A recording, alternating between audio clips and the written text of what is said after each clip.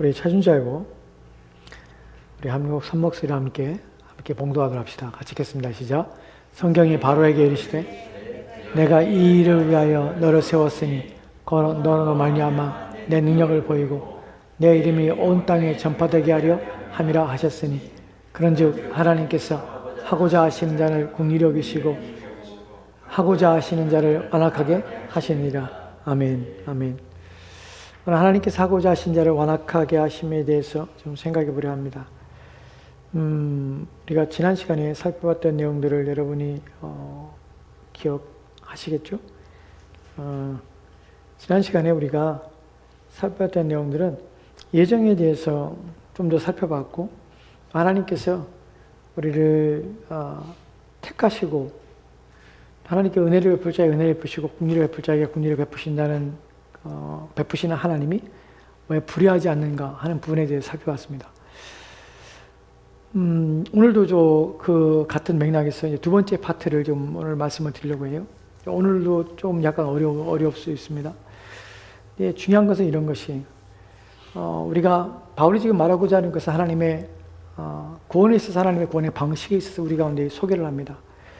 구원의 방식에 대해서 우리가 알면 알수록 우리가 깨닫게 되는 것은 무엇이냐면 하나님이 얼마나 놀랍게 구원의 역사하시고 얼마나 은혜로우신 분이신가 자비하신 분인가를 확인하는 것이에요. 어떤 사람이 생각하는 것처럼 하나님의 구원의 방식과 하나님의 구원에 하셔서 하나님의 택하심에 따라서 하나님 뜻이 이루어지게 하는 방식으로 우리를 구원하실 때에 그렇게 하시는 방식에 대해서 하나님께 불의하거나 하나님께서 하시는 일들이 우리 가운데 온전치 않아 보이고 정당하지 않아 보이고 하는 문제에 대해서 그렇지 않다는 사실, 바울은 이 말씀을 통해서 하나님께서 하시는 일들이 얼마나 놀랍고 위대한지를 말한 후에 그 하나님께서 하시는 일들에 대해서 사람들이 생각할 수 있는, 인간적인 사고할 수 있는 하나님이 불의하시는 것이 아닌가 라는 생각들 속에서 바울은 그렇지 않다는 사실을 증명하고 있는 것이에요. 그러니까 하나님이 불의하시냐, 하나님 불의하신 분이 아니라는 사실을 입증합니다. 왜 불의하는 내용들이 먼저 나오게 됐습니까? 왜냐하면 하나님께서는 사람들을 구원하실 때에 택하심을 따라서 하나님의 뜻이 이루어지는 방식으로 일을 하세요. 택하심을 따라서 하나님의 뜻이 이루어진다는 말은 하나님께서는 하나님의 뜻을 어떻게 하냐면 택하시는 방식으로 우리를 구원할 때 택하시는 방식으로 우리를 구원하신다는 것이에요. 그래서 누구의 예를 들냐면 이삭과 야곱의 예를 든 것이에요. 이삭과 야곱은 어떤 사람이었냐면 이삭은 하나님께서 그를 산출하여 내신 것이에요. 즉 그는 어떤 사람이 약속의 씨인 것이에요. 하나님께서 내게 하신 것이에요. 그래서 그가 구원받은 것이에요. 그가 하나님의 자녀가 된 것이에요. 여기서 우리가 알고 있는 예정에서 이런 것이 잘못됐다는 것을 지난 시간에 말씀드렸죠. 인간의 많은 무리 가운데 하나님께서는 한편으로 하나님 용서할 자를 따로 떼놓으시고 하나님 용서하지 않을 자를 따로 떼놓으시고 이렇게 구분하신 것이 아니에요. 하나님께서는 이미 하나님의 뜻 안에서 이 땅에 하나님께서 택하실 자들을 이미 자신의 계획 안에 두셨고 그들 이 땅에 내보내신 것이에요. 그리고 그러면 동일하게 이런 질문을 한다고 말씀드렸죠. 그렇다면 왜 하나님께서는 우리가 택하심을 따라 태어났다면 하나님이 우리를 정하시고 하나님께서 우리를 하나님의 백성으로 삼으셨다면 창세전에 삼으셔서 우리를 내셨다면 문제는 왜 우리가 죄 가운데 있냐는 것이죠. 왜 죄 가운데 태어났냐는 것이죠. 이 질문에 대하여 바울은 정확하게 본문에서 말하고 있지 않지만 우리가 이런 바울의 모든 말씀을 생각해 볼 때에 하나님께 왜 그렇게 하냐면 하나님께서는 인간의 본성적인 과정을 하나님께서는 밟은 후에 우리를 그리스도 안에서 구원하시기로 하나님의 계획하셨다는 것이에요. 본성적인 과정이 무엇이냐면 우리가 아담의 후손으로 육신을 따라서 아담의 후손으로 태어나는 것이에요. 그게 본성적인 것이에요. 그리고 그 과정 속에서 그러나 그 본성적인 과정 속에서 우리가 죄인으로 아담의 후손으로서 원죄를 가지고 있는 사람으로서 태어나지만 그러나 이미 창세전의 성경에서는 우리를 하나님께서 그리스도 안에서 우리를 예정하셨고 우리를 정하셔서 자기의 백성을 삼으셨기 때문에 우리 육신적인 과정 속에서 어느 때에 어느 시기에 하나님께서 정하신 때에 우리를 하여금 그리스도 앞에 나오도록 우리를 불러서 우리를 미리 아신 자들을 부르시고 부르신 자들을 어떻게 의롭게 하시고 의롭게 하신 자들을 영화롭게 하시는 과정을 통하여서 육신적인 과정을 이 본성적인 과정을 통하여서 우리를 구원하시기로 하나님 하셨다는 것이에요. 그러니까 우리는 어떻게 아담의 육신적으로 아담의 후손으로 태어나지만 그러나 아담의 후손은 아니라 이미 하나님께서는 우리로 하여금 그분의 택하심의 뜻에 따라서 우리를 자신의 백성으로 삼으셨고 그 가운데 우리를 이 땅에 보내셨고 그래서 우리가 하나님의 자녀가 된 것이지, 하나님께서는 많은 인간의 무리 가운데서 한 부분을 떼어내고 또 다른 부분을 떼어내고 이렇게 구분하는 방식으로 하나님께서는 택하심이나 예정을 하지 않았다는 사실이에요. 또 여기서 우리가 알게 되는 또 하나 중요한 사항은 무엇입니까? 하나님은 왜 불의하지 않습니까? 왜 하나님께서는 왜 정의롭지 않냐고 우리가 말할 수 없습니까? 왜 그렇습니까? 왜냐하면 하나님께서는 만약에 하나님의 정의와 하나님의 공의로 말한다면 인간 중에서 어느 누구도 구원받을 수 있는 자가 한 사람도 없다는 사실을 하나님은 아십니다. 우리 누구도 하나님 앞에 정의와 공의를 먼저 내어놓을 수 없어요. 왜냐하면 공의와 정의를 하나님께 하나님이 왜 불의하시냐, 의로우시라 라고 말하는 순간 모든 인간은 다 구원받을 수 없어요. 아무도 구원받지 못해요. 그렇기 때문에 우리는 하나님께 하나님의 공의를 요구하고 하나님의 정의를 요구하고 불의하지 말라고 요구할 수 없어요. 그래서 성경은 뭐라고 말하냐면 바울은 모세를 통하여 하나님께서 내가 은혜 베풀 자에게 은혜 베풀고 국리를 베풀 국리를 여길 자를 내 국리 여기라는 말씀을 하시는 것이에요. 왜 그렇다고 말씀드렸죠? 모세가 하나님께 말하기에 하나님의 영광을 보이셔서 라고 요구했어요. 영광을 보이시라는 말이 무슨 의미라고 했습니까? 하나님 이스라엘 백성들이 범죄하고 다 하나님 앞에 용서받지 못할 죄를 정했습니다. 하나님께 다 멸하신다고 말씀하셨습니다. 그때만 하나님의 사랑과 긍휼을, 그래서 이들 모두를 용서하시고 다 건져내십시오 라는 것이 모세가 기도했던 하나님께서 이스라엘 백성들 전체를 용서하시고 구원하시는 하나님의 영광을 하나님 나타내십시오, 하나님께 긍휼을 베푸십시오 라고 요청한 것이에요. 그때 하나님께서는 모세가 말하는 것을 들으시고 하나님이 하시는 말씀이 무엇이냐면, 모세야, 네가 말한 것처럼 모든 자들에게 내 긍휼을 베풀고 모든 자에게 은혜를 베풀고 모든 자를 용서하는 것이 아니라 나는 은혜 베풀 자에게 은혜를 베풀고 긍휼 여길 자를 내 긍휼히 여기는 것이야 라고 하나님께서 말씀하신 것이 너의 뜻에 달린 것이 아니야. 구원받고 용서받는 것은 누구의 뜻에 달리면 나의 뜻에 달린 것이야. 이것이 하나님의 구원의 방식이에요. 그러니까 우리가 하나님의 구원의 방식에서 중요한 것이 뭐냐면, 왜 인간은 스스로 인간의 잣대를 가지고 우리의 기준을 가지고 하나님을 판결하며 또 하나님을 생각하며 하나님에 대하여 우리가 평가하려 하는가 하는 부분이에요. 우리는 그럴 자격이 조금 높다는 사실이에요. 그리고 그 크신 하나님이 인간의 평가와 기준에 부합해야 되는 것은 결코 아니라는 사실이에요. 우리가 구원에 있어서 착각하는 것이 무엇이냐면, 우리의 생각과 우리의 사고로 크신 하나님의 계획과 뜻을 우리의 감정과 우리의 정서를 가지고 하나님께 그 기준을 대고 하나님 앞에 나의 기준에 맞게, 나의 뜻에 맞게, 나의 감정에 맞게 하나님 행하시옵소서, 그렇게 하십시오 라고 요구하는 것이 문제라는 사실이에요. 오늘날 예정에 대해서, 오늘날 택하심에 대해서 사람들이 반대하는 이유가 뭐냐면, 자기의 정서적인 감정이 또한 자기의 이해가 거기에 부합하지 않기 때문에 하나님 거기에 부합하라는 것이에요. 하나님께서 이해 못하겠다는 것이에요. 그렇게 하는 것이 불의하다고 여기는 것이에요. 그냥 불의하지 않다는 것이에요.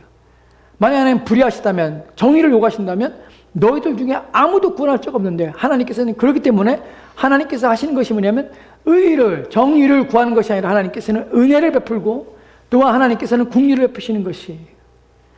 은혜를 베풀어서 하나님께서는 그들을 불러내시는 것이, 자기의 백성이 아닌 자들을 자기 백성 되게 하고 자기 백성이 될 수 없는 자를 자기 백성 되게 만드시는 것이, 이것이 바로 하나님께 구원하신 방식의 뜻입니다.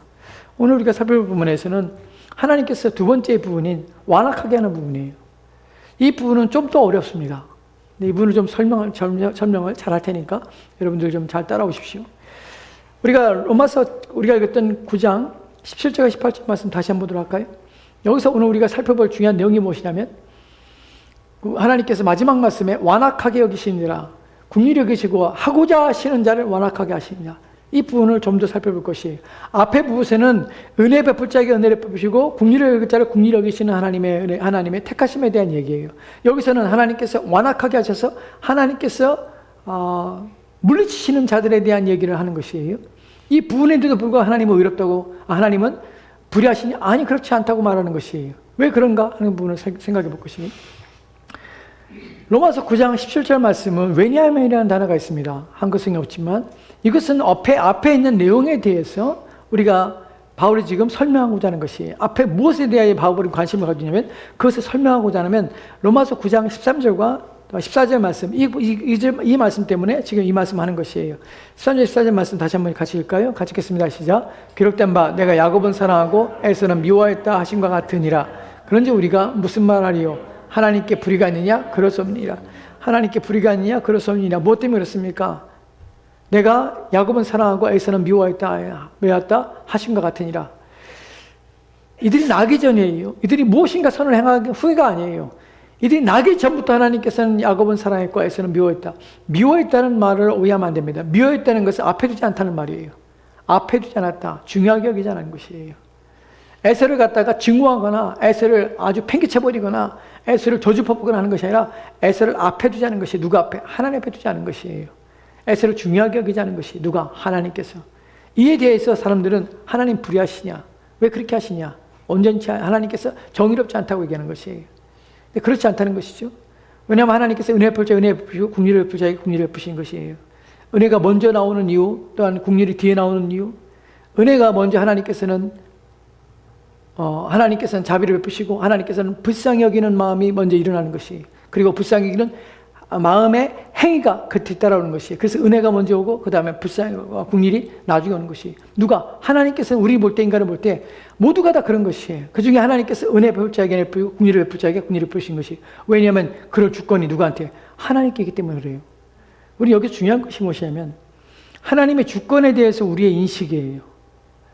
하나님은 주인이시라는 사실을 우리는 인식한다고 하면서 우리는 때로 하나님의 주인됨에 대해서 나의 감정과 정서상 우리가 원하지 않거나 우리가 동의하지 않는 어떤 부분에서는 하나님의 주권적인 그 권한에 대해서 우리는 인정하지 아니라 합니다. 왜냐하면 본성적으로 우리는 어떻게 하냐면 나의 정서, 나의 감정, 나의 사고, 나의 이해가 앞서기 때문에 그래요.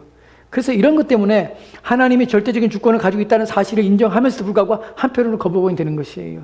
왜 누군가를 하나님께서는 택하시고 누군가를 하나님께서는 물리셨다면 왜 하나님 그렇게 하시는가? 하나님 불의하지 않는가? 하나님 공평하지 않아? 라는 마음이 자꾸만 드는 것이에요. 그게 자꾸 예정론의 문제가 생기는 것이에요. 그렇지 않다는 것이죠. 항상 이 문제에 있어서 우리가 주목할 것은 뭐냐면 우리는 하나님 앞에 정의를 구할 수 없다는 사실이에요. 불의하냐고 말하면 안 돼. 결코 안 된다는 것이에요. 왜냐하면 그런 순간 모두가 다 심판과 진노 가운데 있어요. 지난 시간에 말씀드린 것처럼 교수가 자기 학생들에게 다 빚을 탕감해 주는 것은 그 교수의 마음이에요. 그렇다고 해서 누가 거기서 반대하거나 누가 악하다고 말할 수 없어요. 모든 인간이 하나님의 진노 앞에 있을 때 누군가 구원받는 것은 복된 것이에요. 한 사람에도 구원받는 사람이 있다면 하나님 은혜로운 사람이에요. 은혜로운 분이세요. 자비로우신 분이에요.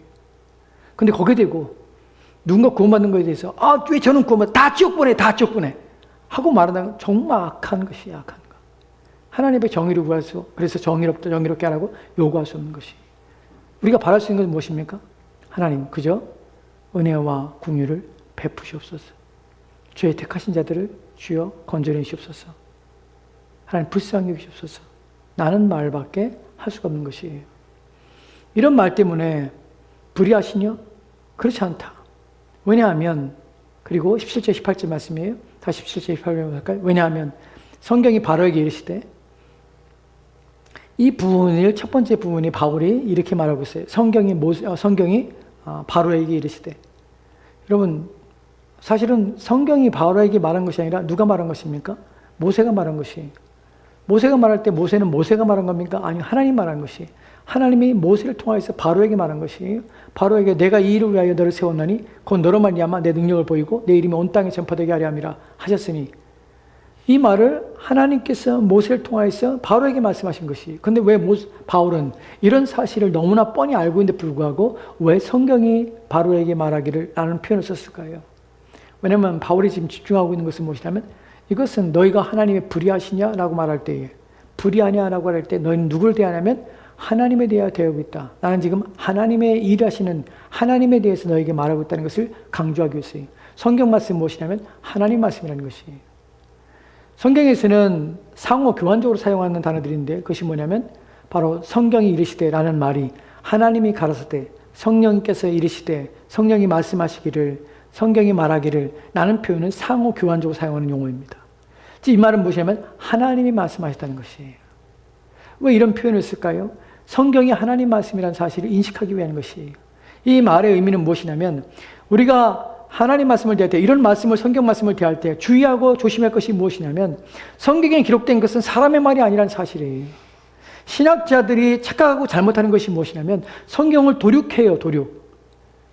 신학자들이 신학이라는 신을 연구하는 학문을 한다는 자들은 성경을 가지고 자기들의 입맛대로 성경을 도륙질하고 자기들이 입맛대로 성경을 끄집어내서 그것을 난도질합니다. 그래서 그걸 가지고 자신들의 신학, 하나님에 대한 학문을 자기들이 체계를 세워가고 만들어가는 것이에요. 그런데 문제는 무엇이냐면 이것은 사람의 글이 아니라는 것이에요. 하나님의 말씀이기 때문에 하나님 말씀을 난도질할 수 없어요.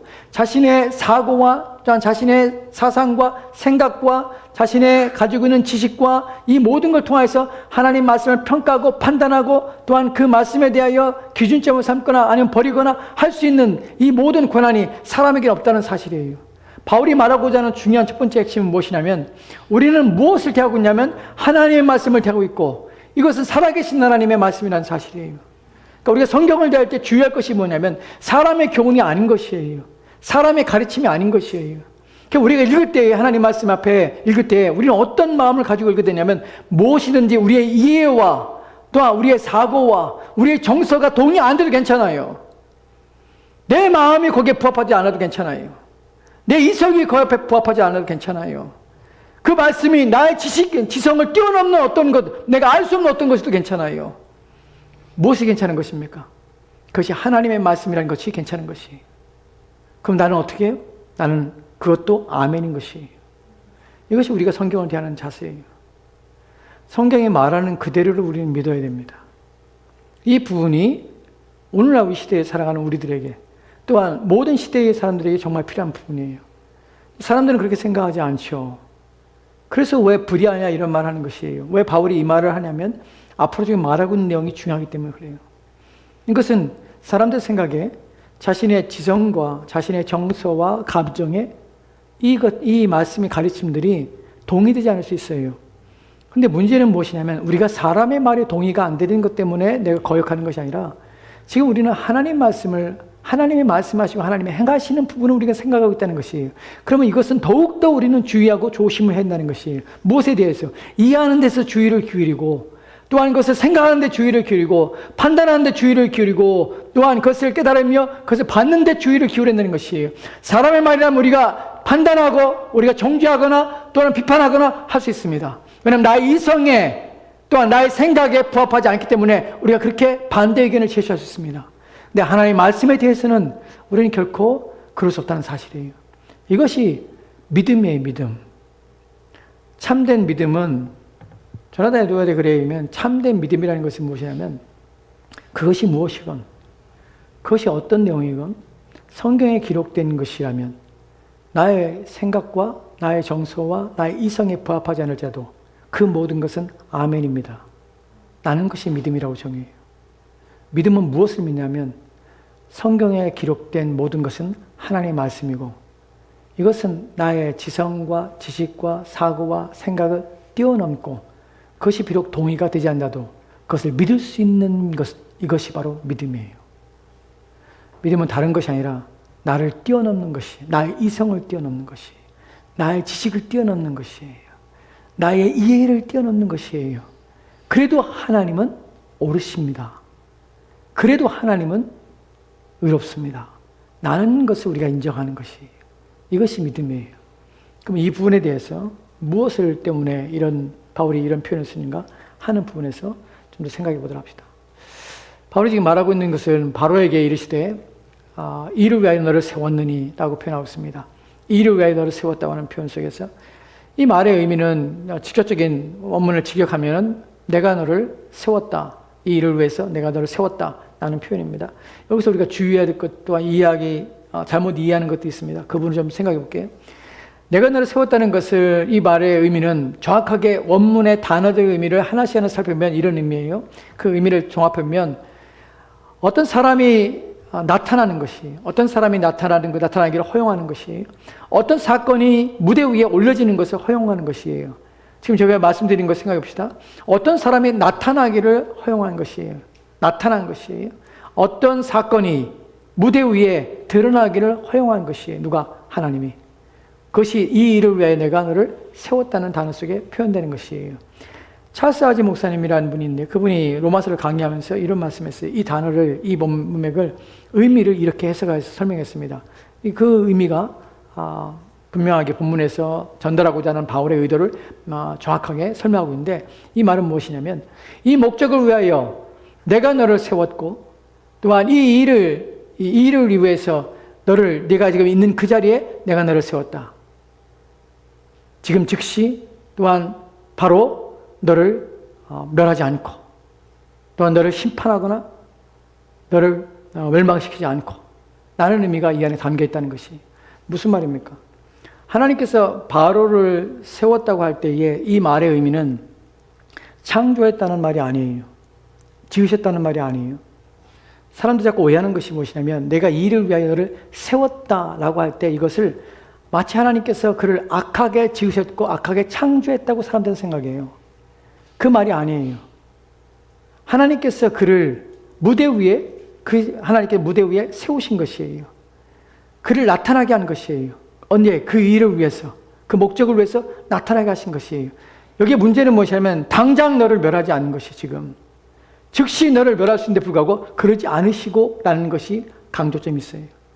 악인의 악행에 대해서 하나님께서는 참으시고 인내하시며, 또한 하나님께서 그를 하나님이 쓰시고자 하는 목적에 그를 그때까지 하나님께서 존재케 하시는 것이에요. 지으셨다는 말이 아니라, 창조했다는 말이 아니라 그 일을 위해서 그 목적에 사용되도록 하나님께서 의도적으로 그를 이끌어가서 그렇게 사용한 것이 아니라, 그가 가지고 있는 본성적인, 또한 그가 가지고 있는 내면적인 그 모든 일들이 드러나게 하신 것이에요. 이 부분이 이해가십니까? 이 부분이 창조와 드러나게 하심이 다른 부분이에요. 세웠다는 말은 무엇이냐면 드러나게 하시다, 나타나겠다는 것이에요. 무엇에 대하여? 그가 가지고 있는 본성이 나타나게 하신 것이에요. 창조한 것이 아니라 이미 바로는 어떤 사람이면 악한 자예요. 하나님에 대해 완악한 자예요. 근데 그 완악함이 드러나게 하신 것이에요. 나타나게 하신 것이에요. 이 부분을 하나님께서는 악을 조성하지 않는다는 것 때문에 하나님께 결코 그렇게 하지 않으신다는 것이, 이에 대해 성경에서는 두 부분을 다 말하는 것을 보게 되는데, 한 부분은 바로가 스스로 완악해진 것과, 또 한 부분은 하나님께서 바로를 완악하게 하는 부분이 나와요. 출애굽기 8장에 보면 15절 말씀이 이렇게 되어 있습니다. 같이 읽을까요? 같이 읽겠습니다. 시작. 그러나 바로가 숨을 쉴 수 있게 됨을 보았을 때 그의 마음을 완악하게 하여 그들의 말을 듣지 아니하였으니 여호와께서 말씀하신 것 같더라. 아멘, 아멘. 우리가 중요하게 여기는 것들을 다시 한번 리마인드하고 말씀을 켜지게 합시다. 여기서 우리가 살펴볼 것은 무엇이냐면, 우리는 성경이 말하는 그대로를 받아들인다는 것이, 이게 가감하지 않고 하나님 누구신가에 대해서 그대로 이해하는 것이에요. 그것이 우리 이성과 우리 지성, 지혜, 감정, 정서에 부합하지 않을지라도 우리는 그것을 믿을 수 있는, 믿기 위하는 것이, 그렇게 되길 원합니다. 나는 하나님 믿기 원합니다. 하나님은 하시는 것은 다 옳습니다 하는 것이 우리 전제예요. 지금 여기서는 바로가 그의 마음을 강하게 합니다. 완강히 합니다. 여기서는 주가 누구입니까? 바로예요. 바로가 자신의 마음을 완악하게, 완강하게 하는 것이. 그런데 출애굽기 4장 21절 말씀에는 또 다른 표현이 있습니다. 같이 돌아갑시다. 같이 읽겠습니다. 시작. 여호와께서 모세에게 이르시되 내가 애굽으로 돌아가거든 내가 내 손에 준 이적을 바로 앞에서 다 행하라. 그러나 내가 그의 마음을 완악하게 한즉 그가 백성을 보내주지 아니하리니. 내가 그의 마음을 완악하게 한즉, 누가? 하나님이 그의 마음을 완악하게 한다는 것이. 그럼 둘이 상충되는 것처럼 느끼잖아요. 제가 전제로 말씀드렸습니다. 하나님께서는 어떻게 해요? 바로를 완악하게 창조한 것이 아니에요. 하나님께서는 그로 하여금 죄를 짓도록 창조하신 것이 아니에요. 죄의 조성자가 아닐 뿐만 아니라 죄의 창조자가 아니세요. 그렇기 때문에 누군가에게 죄를 심거나 누군가에게 죄가 그 안에서 죄를 짓도록 만들거나 충동하지 않습니다. 근데 본문에 보면은 그의 마음을 완악하게 한 적이라는 표현을 써요. 하나님께서 그의 마음을 완악하게 했다는 것이. 한편으로는 그가 그의 마음을 완악하고 하나님께서 그를 완악한 것이. 로마서 우리가 읽었던 거기서는 하나님께서는 완악하게 할 자를, 하고자 하시는 자를 완악하게 하세요. 하나님께서는 완악하게 하세요. 그럼 이것을 어떻게 이해하냐 하는 부분이죠. 우리 여기서 두 가지 내용들이 다 본문에 성경이 말하고 있다는 사실을 우리는 이해해야 합니다. 이 부분을 좀 더 이제 설명을 드릴게요. 이 부분이 오늘 어려운 부분이에요. 우리의 이성과 우리의 생각에서 충돌이 날 수 있는 부분이에요. 사람들이 많이 오해하고 있는 부분 중에 하나예요. 우리는 첫 번째로 알 수 있는 것은 뭐냐면 하나님께서는 죄의 조성자가 아니라는 사실을 우리 인정해야 합니다. 왜 그렇죠? 성경이 그렇게 말씀하기 때문에 그래요. 야고보서 1장 13절 말씀 보도록 할까요? 같이 또 합시다. 시작. 사람이 시험을 받을 때 내가 하나님께 시험을 받는다 하지 말지니 하나님은 악에게 시험을 받지도 아니하고 친히 아무도 시험하지 아니하시나니. 아멘. 본문에 왜 하나님께서는 사람이 시험 받을 때에, 여기서 시험이라는 것은 테스트가 아니라 템테이션이죠. 유혹입니다. 유혹을 받는 거예요. 유혹이란 말이 무슨 말이에요? 죄를 짓게 되는 것이에요. 사람이 죄를 지을 때에, 죄의 유혹을 받을 때에 내가 하나님께서 나를 죄의 유혹을 받게 하다 하고 말하지 말라. 왜 말하지 말까? 하나님은 악에게 유혹되지도 않을 뿐만 아니라 친히 아무도 유혹하지 않아. 죄를 짓게 하지 않아. 라는 말이에요. 그럼 하나님께서 우리가 출애굽기 4장 21절 말씀과 로마서에서 완악할 자를 완악하게 하시느니라. 하고자 하는 자를 완악하게 하시느니라. 바로의 마음을 완강하게 하시느니라. 죄를 짓게 하시는 것이 아닌가? 라는 생각을 하는 것이죠. 두 사고가 충돌할 수 있습니다. 그러나 첫 번째 중요한 것은, 정의할 것은 무엇이냐면 하나님은 아무도 시험에 들어가거나 아무도 유혹에 들어가거나 아무도 죄를 짓게 하지 않는다는 것이에요. 그리스도께 십자가 죽을 때 우리의 죄를 사함뿐만 아니라 죄를 짓지 않게 하기 위해서 죽였다는 사실을 우리는 압니다. 그렇다면 하나님께서는 죄의 조성자가 아닐 뿐만 아니라 또한 죄를 짓게 하는 자도 아니라는 사실을 우리는 알아야 합니다. 이것은 첫 번째 정의예요. 그 두 번째 문제를 이제 살펴볼 것이에요. 그렇다면 본문의 말씀은 어떻게 이해됩니까? 라는 부분이에요. 이 부분을 남겨놓고 좀 생각해 보도록 합시다. 지난주에 배당로님이 저한테 주일날 그런 질문을 했어요. 목사님, 어떤 사람들이 간증을 하는데 말을 하기를 자기가 어떤 죄를 지었고 죄를 지어서 그 죄 가운데 막 행하다가 그리고 그 가운데서 하나님께 자기를 은혜를 베풀어 주셔서 자기가 하나님께 돌아왔습니다. 이런 표현을 쓰고 이런 간증을 한다는 것이 하는데 중요한 문제는 무엇이냐면 사람이 죄에 빠지는 것도 하나님께서 뜻이 있어서 나로 하여금 이렇게 넘어지게 하시고 이렇게 어려움 가운데 하나님의 뜻 가운데서 내가 시험을 당하고 어려움을 당했는데 그리고 그 가운데 있다가 하나님께서 은혜로 말미암아 나를 건져주시고 내가 기도하고 또 하나님께 헌신하고 충성했더니 하나님께 내 국리를 풀어주시고 내게 복을 주셔서 이렇게 있겠습니다. 나는 것이 대부분 간증의 내용들이에요. 그죠? 하나님께서 내게 시험하셨어요. 나를 어려움 가운데 두셨어. 어떤 문제건, 건강의 문제건, 사업의 문제건, 어떤 문제건, 자녀의 문제건, 어떤 문제건, 나를 시험에 빠지게 했어. 나를 알고 어려움에 빠지게 하신 것이. 그리고 거기서 나를 건져주셨어요. 내가 기도하고, 내가 회개했더니, 또는 내가 하나님께 충성했더니, 내가 주일을 성수했더니, 이런 표현을 쓰면서 내가 그래서 하나님께 나를 건져주셨어. 목사님, 그것이 옳습니까? 라는 질문을 저한테 하더라고요. 여기서 우리가 놓치는 사람들이 착각하는 것이 무엇입니까? 왜 사람들은 그런 표현을 쓸까요? 하나님께서 우리를 시험에 들게 한다. 하나님께서 나를 시험이라고 할 때 테스트라는 말은 템테이션과 테스트는 다릅니다. 성경에서 하나님께 테스트하는 부분이 있어요. 누구의 테스트했습니까? 아브라함의 테스트했어요. 왜 테스트의 필요성의 테스트는 무엇입니까? 하나님께서 그런 테스트하는 이유는 무엇입니까? 믿음을 진보시키기 위한 방식이에요. 항상 시험은, 하나님의 테스트는 우리의 믿음을 진보시킵니다. 욥의 사단에게 시험받도록 합니다. 시련이죠. 우리는 그래서 이런 표현을 씁니다. 구분하기 위해서. 시련이나 한글 표현이 좀 더 우리 가운데 의미가 더 정확합니다. 시련은 하나님이 우리의 신앙을 검증하고 우리의 신앙을 확증시며 우리의 신앙을 회복하기 위해서 하나님 주시는 것입니다. 이 시련은 반드시 무엇이 내포되냐면 이 시련 가운데서는 하나님의 뜻과 하나님의 계획함이 이 안에 들었을 뿐만 아니라 그것은 우리로 하여금 유혹복에 빠지는 것이 아니라 나의 믿음이 단련되도록 하는 방패로 시험이 항상 옵니다. 무슨 말이냐면 이것은 내가 하면은 죄에 빠지고 죄 가운데 빠지도록 하나님께서는 우리를 시험하잖아요. 이건 유혹이에요. 템테이션이에요. 시험은 내가 하나님 더 믿을 것인가? 또 하나님 앞에 더욱더 이런 어려움 속에서 하나님은 더 신뢰할 것인가? 하나님 앞에 더 충성될 것인가? 하는 차원에서 우리로 하여금 우리에게 오는 것은 시련이에요. 나의 믿음과 관련해서.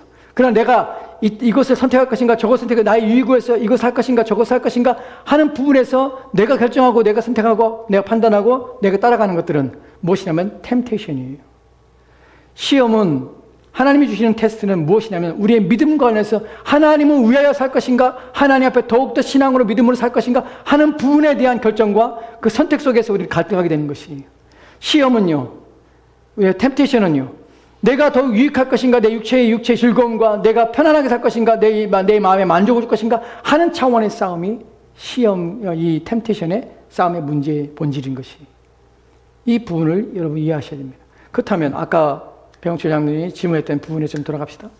사람들이 내가 시험에 빠졌어요, 어려움이 고쳤어, 내가 무슨 문제에 빠졌어, 이것이 하나님께 나를 그 속에 두셔서 나로 하여금 하나님께서 나를 건져내시고 그 어려움에서 나를 이겨내시고 말미암아서 내 믿음을 크게 하는 방법으로 하나님께서 나를 그런 마음으로 나를 쓰러뜨리고 나를 넘어뜨려서 내 시험에 들게 해서 신앙도 흔들리고 믿음 흔들리게 할까 하는 부분이에요. 결코 그렇지 않아요. 왜냐하면 하나님께서는 유혹하지 않으세요. 누군가를 쓰러뜨리면 넘어뜨리지 않는다는 것이죠. 죄에 빠지게 하는 것, 그건 하나님께서 우리로 하여금 허용하는 방법이 결코 아닙니다. 아브라함의 창세기 22장에서 아브라함의 시험에서 하나님께서 그의 아들 독자를 이삭을 하나님께 바치랍니다. 믿음의 테스트였어요. 여기서 시험에 빠져서 유혹돼서 아브라함이 세상으로 따라가거나 또는 물적인 것을 쫓거나 하는 마음을 갖는 것이 방식이 결코 나타나지 않습니다. 무엇에 된 것입니까? 내가 하나님 말씀에 따르거나 그 말씀에 더욱더 믿음으로써 하나님 바라보거나 또한 그렇지 않으면 야마서 하나님의 말씀에 순종하지 않거나 하는 부분이에요. 이것은 내가 시험에 대해서 내가 세상으로 나가거나 다른 일에 쏟거나 다른 마음을 갖는거나 하는 것과 전혀 다른 문제예요. 욥도 마찬가지예요. 그러니까 사람들은 자신들이 세상에 쫓아가고 내가 시험에 들어서 세상 것을 추구하며 또 내가 원하는 욕심에 따라 살다가 하나님의 부름받아서 내가 하나님 앞에 또 은혜를 구하고 또 그래서 내 신앙이 회복되고 내가 신앙생활 열심히 하고 하나님이 회복시키고 하는 차원에서 하나님께서 마치 그렇게 하는 것처럼 얘기하지만 사실은 그건 거짓말이에요. 그럼 무엇을 하냐면 하나님 욕되게 하는 것이에요. 그게 간증이 아니라 하나님 앞에 하나님을 멸시하고 하나님을 무시하는 행위예요. 왜 그렇습니까? 하나님께서 마치 사람들에게 시험에 빠지게 하는 것처럼 말하기 때문에 그래요. 마치 하나님이 죄의 유혹 가운데 서도록 사람들을 하여금 유혹시키는 자로 사람들은 표현하고 말하고 있는 것이, 이것이 문제예요. 결코 그렇지 않다는 것이. 사람들은 그렇게 말하면 안 돼요. 내가 믿음이 약해서, 내가 신앙이 안 좋아서, 내가 온전한 하나님 말씀에 대해서 확고한 확신과 또 하나님 말씀을 의지하지 못해서 내가 유혹에 빠진 것이, 하나님이 나를 유혹에 빠뜨린 것이 아니라 내가 유혹에 빠진 것이, 그것에서 내가 나를 건져주신 것은 하나님의 전적인 은혜예요. 그래서 무엇만을 강조하냐면 하나님의 은혜만을 강조해야지, 내가 기도했기 때문에, 내가 봉사했기 때문에, 내가 열심히 했기 때문에 이런 일을 당했다고 말하는 것은 다 무엇이냐면 자기 자랑이에요. 그리고 하나님을 멸시하는 것이에요. 왜냐하면 하나님은 누구도 시험하지 않기 때문에 그래요. 누구도 유혹에 빠지지 않게 하기 때문에 그래요. 죄에 빠지는 것은 누구 때문이냐면 자기 자신이 죄에 빠진 것이에요. 자기 자신이 악에 빠진 것이에요. 자기 자신이 미혹된 것이에요. 신앙을 버린 것은 누구냐면 하나님이 그를 신앙을 버리게 한 것이 아니라 그 자신이 신앙을 버린 것이에요. 그러고 나서 하나님 마치 그렇게 한 것처럼 얘기를 하고 있는 것이 얼마나 못된 짓입니까? 하나님이 마치 사람들로 하여금 시험에 들게 하고 죄를 짓게 하고 범죄하게 하고 악을 행하게 하고 하는 것처럼 말하는 것이 얼마나 악한 것입니까? 그건 간증이 아니라 못돼 먹은 것이, 신앙도 아닌 것이. 그렇게 말하는 사람은 하나님을 경외함이 없습니다. 하나님을 두려워한다면 결코 그런 표현을 쓰지 못하고 그런 말을 할 수 없는 것이에요. 하나님께서는 누구도 시험하지 않으실 뿐만 아니라 누구도 죄를 짓게 하지 않습니다. 이것은 진리예요. 그렇다면 우리가 문제는 무엇이냐면 완악하게 한다는 것이 무슨 말인가, 무슨 의도인가, 하나님께서는 어떻게 그렇게 하시는가, 그것은 사람이 죄를 짓게 하는 것이 아닌가, 바로에게 하나님께서는 그로 하여금 하나님께서 불신자로 만드는 것이 아닌가 라고 생각할 수 있습니다. 결코 그렇잖아요. 하나님은 바로를 불신자로 만드신 것이 아닐 뿐만 아니라 그의 마음속에 악을 부어놓은 것도 아닙니다. 그럼 무엇입니까? 완악하겠다는 말은 무슨 말입니까? 그것은 하나님께서 단지 그의 안에 있는 악이 조성되며 악이 발산하도록 나타내도록 하나님께서 내버려 두신 것뿐만 아니라 그것을 자극하신 것이, 그것이 드러나게 하신 것이. 이 방식에 있어서 성경에서는 이미 로마서에서 이런 말씀에 대해서 하나님 어떻게 하시는지에 대해서 성경에 말씀하고 있는 걸 보게 됩니다. 로마서 1장 24절 말씀 보도록 할까요? 같이 돌아갑시다. 시작. 그러므로 하나님께서 그들의 마음을 정욕대로 버려둠에 더러움에 내버려 두사 그들의 몸을 서로 욕되게 하게 하셨으니 아멘. 본문에 보면 하나님께서 그들의 마음의 정욕대로 더러움에 내버려 두사.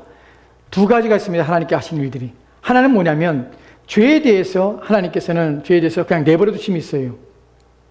하나님께서 죄에 대해서 하나님께서는 모든 죄에 대해서 죄가 그냥 활성화되도록 내버리지 않습니다.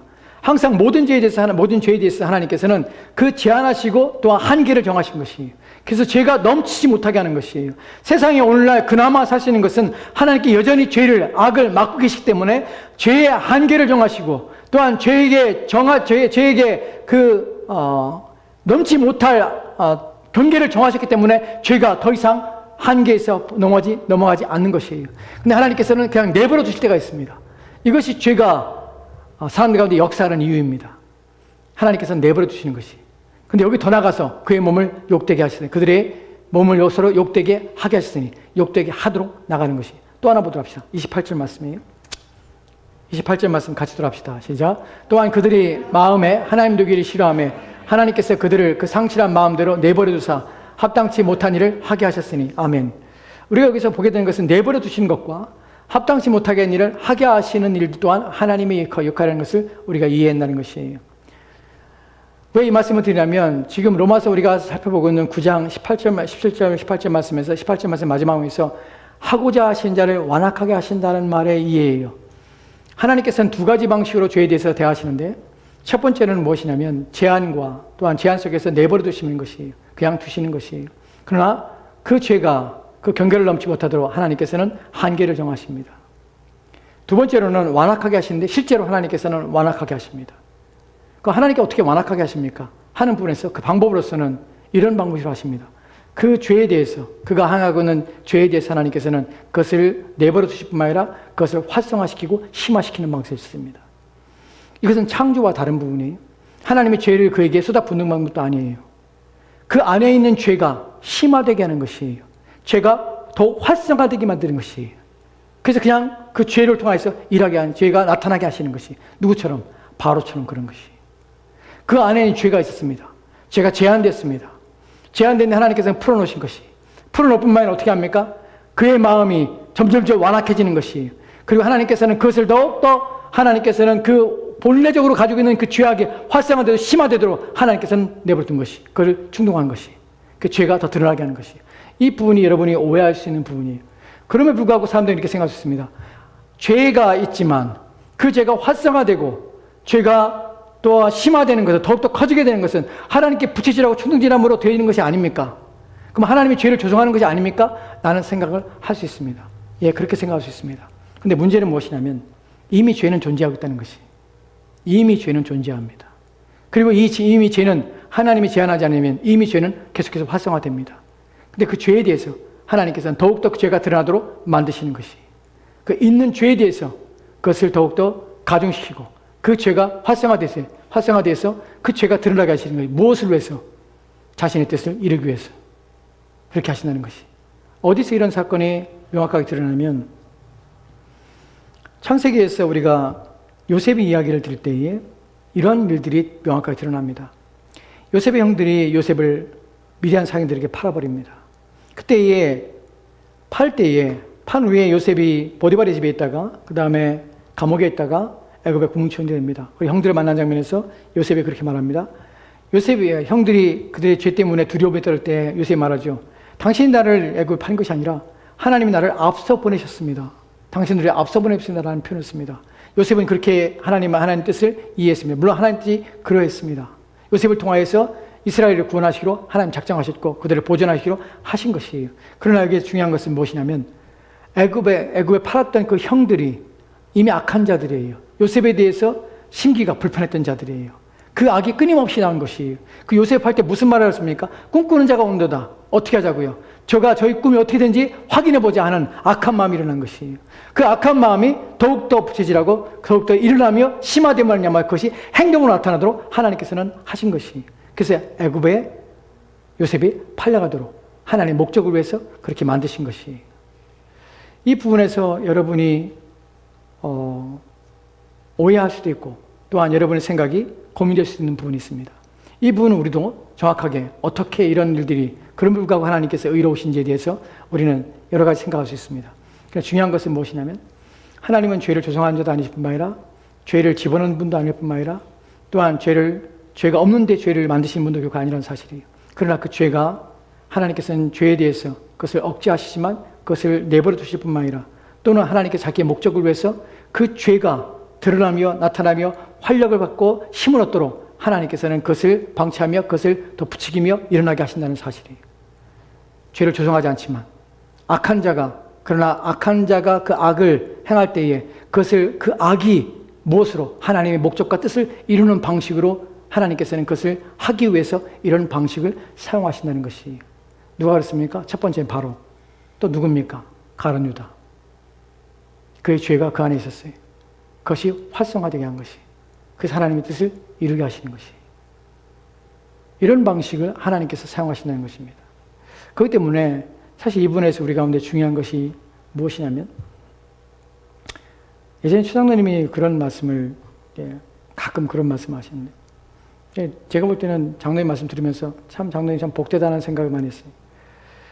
그러니까 교회에 어떤 어려움이나 무슨 문제 있을 때 그 문제에 대해서 대하는 방식이 있어서 내가 하나님 앞에 하나님의 교회를 대적하거나 하나님의 세우신 자에서 대적하거나 하나님의 앞장서거나 그를 결코 하지 않게 해주소서라는 기도를 하신다고 하더라고요. 그러니까 무엇이냐면 우리가 연약해서 죄를 짓거나 연약해서 어떤 생각이 들 수 있습니다. 근데 중요한 것은 하나님을 대적해서 어떤 마음이 일어나지 않도록 내 자신을 주의하고 조심하는 것. 왜냐하면 만약에 하나님이 나를 그냥 내버려 두신다면 활성화시킨다면 네가 죄 짓는데 하나님께서 그냥 내버려둬. 그리고 그 죄가 내 안에 있는 그 죄가 힘을 받고 막 일어나도록 하나님 내버려둬. 그럼 누가 망합니까? 내가 망하는 것이. 하나님이 나를 막아주셔야 되는 것이. 하나님께서 내 안에 있는 죄가 활성화되지 않도록 나를 제한하시고 나를 억제하시는 하나님 능력이 내게 필요한 것이에요. 우리에게 은혜가 무엇이냐면 죄를 용서한 것도 은혜지만 죄를 지지 않게 해서 구원하신 그리스도께서 그 그리스도를 통해서 우리 죄가 제한되고 억제되는 것이 하나님의 얼마나 큰 은혜인지를 여러분 아셔야 합니다. 정말 큰 은혜는 하나님께서 나의 죄를 억제하시는 것이에요. 왜냐하면 내 안에 하나님께서 억제하지 아니하시면 걷잡을 수 없는 죄악이 끊임없이 솟아오른다는 사실을 신자는 압니다. 누가 이것을 억제합니까? 내가 조금이나마 죄를 안 지려고 조금이나마 죄를 두려워하며 하나님의 진노와 심판을 무서워하는 이유가 무엇입니까? 하나님이 나로 하여금 죄를 억제하며 제한하는 그 은혜를 내게 베풀기 때문에 내가 그나마 하나님 앞에 사람들 앞에 그나마 괜찮은 사람으로 보이는 것이 누구 때문에? 하나님의 은혜 때문에. 그래서 우리는 하나님 앞에 감사해야 합니다. 이런 부분에서 조심해야 합니다. 악에 사용되거나 또한 악한 일에 쓰여지 않도록 늘 스스로를 주의하고 조심하여서 하나님께서 선하게 쓰시는 하나님께서 의롭게 옳게 쓰시는 그런 하나님의 사람으로 사용되기를 간절히 바라야 합니다. 이것이 오늘 본문을 통해서 우리 가운데 주시는 큰 교훈입니다. 기도하도록 합시다.